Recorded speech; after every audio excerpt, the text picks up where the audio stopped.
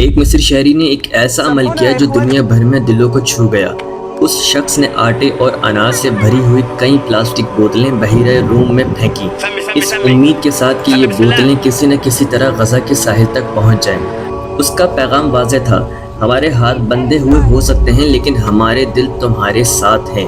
ایک فلسطینی شہری نے بعد میں اس کی تصدیق کی کہ کچھ بوتلیں واقعی غزہ کے ساحل تک پہنچ چکی ہیں۔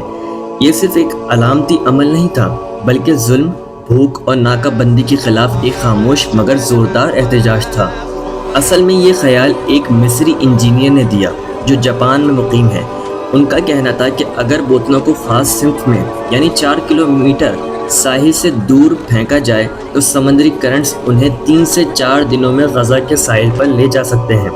اس منصوبے کو ایک نام دیا گیا، from C to C, A bottle of hope غزہ۔ آج جب غزہ میں بچے بھوکے سوتے ہیں نا، جب امدادی ٹرک سرحدوں پر روک دیے جاتے ہیں، تو یہ بوتلیں صرف ایک خوراک نہیں بلکہ انسانیت کا پیغام، امید کی کرن اور بیداری کو اعلان بن گئی ہیں۔ اگر ہم ہاتھ نہیں بڑھا سکتے تو کم از کم آواز تو بلند کر سکتے ہیں۔